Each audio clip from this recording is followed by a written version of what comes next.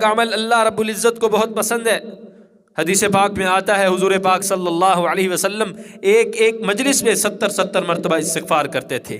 وہ 80 گناہوں سے پاک تھی، اس کے باوجود بھی ایک مجلس میں 70 مرتبہ استغفار کر رہے ہیں۔ اور آج ہم صبح و شام اللہ رب العزت کی نافرمانیاں کرتے ہیں لیکن توبہ نہیں کرتے۔ میرے دوستو، توبہ کے عمل کو اپنائیں۔ ہمارے بزرگ حضرت اقدس شاہ حکیم اختر صاحب رحمہ اللہ فرماتے تھے، توبہ اس کیمیکل کا نام ہے جو گناہوں پر ڈالا جائے تو وہ نیکیوں سے بدل جاتے ہیں۔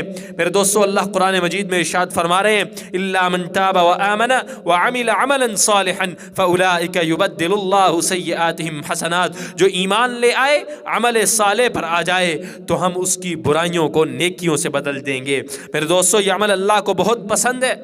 توبہ پر آ جائیں، آگے رمضان بھی آ رہا ہے، ابھی سے اپنے دل کو گناہوں کی گندگیوں سے پاک کر لیں۔ توبہ کا صابن دل پر لگائیں اور دل کو دھو لیں۔ میرے دوستو، حضرت حسن بصری کا زمانہ ہے۔ بڑا عجیب واقعہ ذہن میں آیا، آپ کو سنانے لگا ہوں۔ حضرت حسن بصری کا زمانہ ہے۔ ایک شخص بہت اللہ کا نافرمان ہے، نوجوان ہے، شراب کباب کی زندگی گزار رہا ہے۔ ہر رات بستر پر نئی عورت زنا کے لیے آتی ہے۔ میرے دوستو، اتنا نافرمان اللہ کا بندہ کسی موذی بیماری میں مبتلا ہو گیا، موذی بیماری میں مبتلا ہو گیا۔ اس کا والد انتقال کر چکا تھا، والد کی دولت ہاتھ لگی ہوئی تھی، خوب نافرمانیاں کرتا تھا۔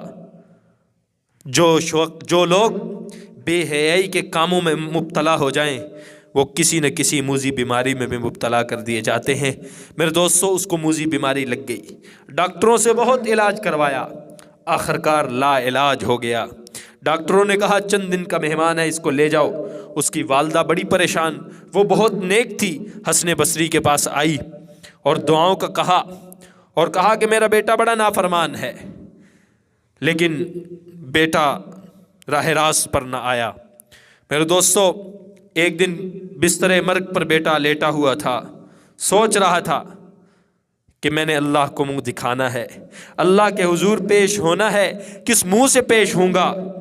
آخرکار اس کے دل میں خیال آیا کہ توبہ کر لوں۔ اپنی والدہ کو بلاتا ہے اور بلا کر کہتا ہے، اماں جان، حسن بصری کو لاؤ اور ان سے عرض کریں کہ وہ مجھے توبہ کے کلمات کہلوا دیں تاکہ شاید اللہ رب العزت ان کی برکت سے میری توبہ کو قبول فرما لے۔ اس کی والدہ حسن بصری کے پاس گئی، حضرت حسن بصری کو پردے میں عرض کی کہ حضرت میرا وہ نافرمان بیٹا جس کے بارے میں آپ سے دعائیں کرواتی تھی، اس کا آخری وقت آ چکا ہے، اس کا آخری وقت ہے۔ وہ کہہ رہا ہے حسن بصری آ جائیں، توبہ کے کلمات کہلوا دیں، شاید اللہ رب العزت کو ان کے کہلوانے کی برکت سے اللہ میری توبہ کو قبول فرما لے۔ لیکن حضرت حسن بصری نے اپنی مصروفیت کی وجہ سے ساتھ جانے سے انکار کر دیا۔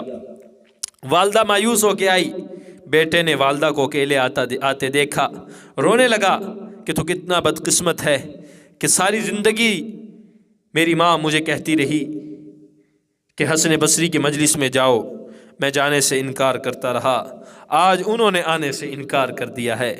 پھر اس کی دل کی تار اللہ کے ساتھ جڑی اور اللہ کے حضور عرض کی کہ یا اللہ، آپ میری توبہ کو قبول کرنے میں حسن بصری کے محتاج نہیں ہیں۔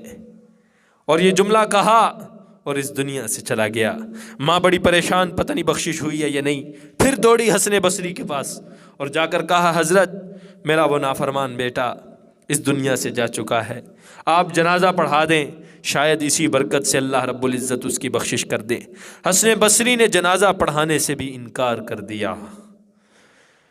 آگے انہوں نے کہیں جانا تھا، درس دینا تھا، انہوں نے کہا میرے پاس وقت نہیں ہے، میں جنازے کے لیے نہیں آ سکتا۔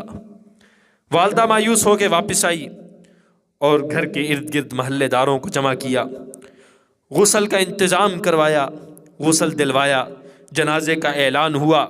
جنازے کے وقت کے قریب دروازے پر دستک ہوتی ہے، ماں دوڑی ہوئی دروازے پر جاتی ہے، دروازہ کھولتی ہے تو دیکھتی ہے آگے حسن بصری کھڑے ہیں، حسن بصری کھڑے ہیں۔